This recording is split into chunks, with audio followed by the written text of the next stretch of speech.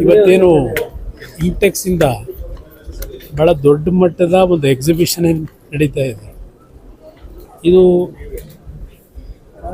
ವಿಶ್ವದಾದ್ಯಂತ ಸುಮಾರು 23 ದೇಶಗಳಿಂದ ಸುಮಾರು 1000ಕ್ಕೂ ಹೆಚ್ಚಿನ ಒಂದು ಸ್ಟಾಲ್ಗಳನ್ನು ಹಾಕಿ ಮಿಷನ್ ಸ್ಟೋರ್ಸ್ ವಿಷಯದಲ್ಲಿ ಹೆಚ್ಚಿನ ಒಂದು ಕಾಂಟ್ರಿಬ್ಯೂಷನ್ ಏನಿದೆ ಅದೆಲ್ಲದರ ಮಾಹಿತಿಗಳು ಮತ್ತು ಬಿಸ್ನೆಸ್ನ ಒಂದು ಆ್ಯಂಗಲ್ನಿಂದ ಈ ಒಂದು ಎಕ್ಸಿಬಿಷನ್ ಮುಖಾಂತರ ಹಲವಾರು ರೀತಿಯ ಪ್ರಗತಿಗೆ ಅನುಕೂಲ ಆಗುತ್ತೆ. ನಾನು 2018 ಮುಖ್ಯಮಂತ್ರಿ ಆದಾಗ ನಾನು ರಾಜ್ಯ ಸರ್ಕಾರಕ್ಕೂ ಮನವಿ ಮಾಡ್ತಕ್ಕಂಥದ್ದು ಒಂದು ಸ್ಕೀಮ್ ತಂದೆ.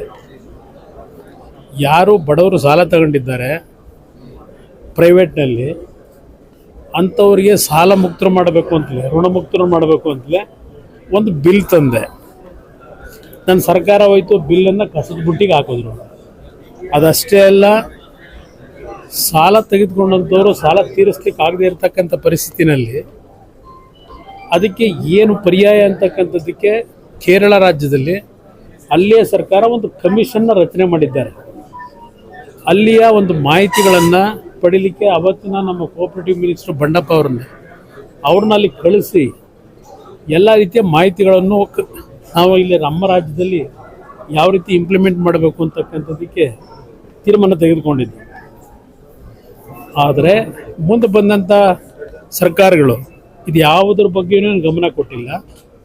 ಇವತ್ತು ಹಲವಾರು ಕಡೆ ಈ ಮೈಕ್ರೋ ಫೈನಾನ್ಸ್ಗಳು ವಿತೌಟ್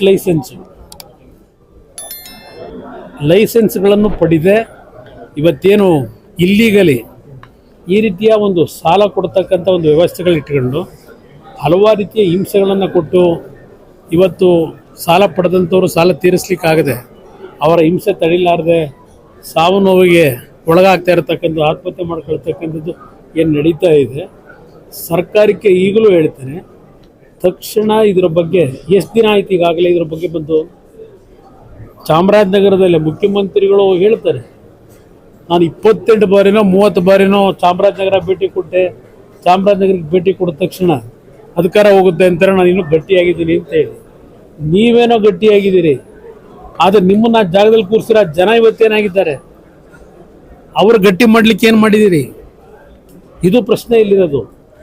ಅದರಿಂದ ಈ ಒಂದು ಅನ್ಲೈಸೆನ್ಸ್ಡ್ ಮೈಕ್ರೋ ಫೈನಾನ್ಸ್ನವ್ರು ಏನಿದ್ದಾರೆ ಅದರ ಬಗ್ಗೆ ಸರ್ಕಾರ ಕ್ರಮ ತಗೋಬೇಕು. ಅಧಿಕಾರಿಗಳು ತಗೊಳಕ್ಕಾಗಲ್ಲ, ಜಿಲ್ಲಾಧಿಕಾರಿ ತೆಗೆದುಕೊಳ್ಳೋಕ್ಕಾಗೋದಿಲ್ಲ.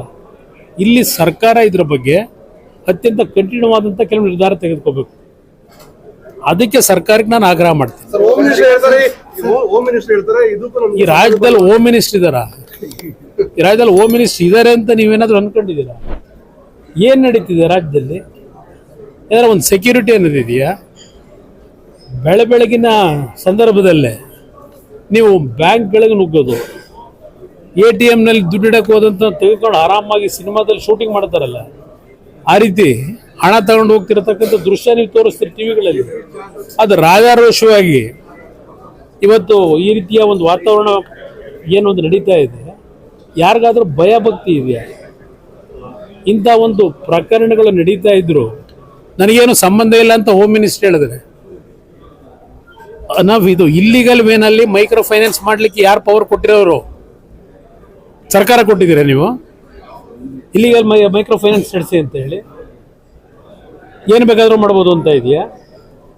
ಇವತ್ತು ರಾಷ್ಟ್ರೀಕೃತ ಬ್ಯಾಂಕ್ಗಳಲ್ಲಿರ್ಬೋದು, ಕೋಆಪರೇಟಿವ್ ಬ್ಯಾಂಕ್ಗಳಲ್ಲಿ ನೀವು ಸರಿಯಾದ ರೀತಿ ಸಾಲಗಳು ಕೊಟ್ಟರೆ ಮೈಕ್ರೋ ಫೈನಾನ್ಸ್ಗೆ ಯಾಕೆ ಹೋಗ್ತಾರೆ? ಇಲ್ಲಿ ಸರಿಯಾದ ರೀತಿಯ ಒಂದು ವ್ಯವಸ್ಥೆಗಳು ಇಟ್ಕೊಳ್ಳದೆ ಇದೆಲ್ಲ ನಡೀತಾ ಇದೆ.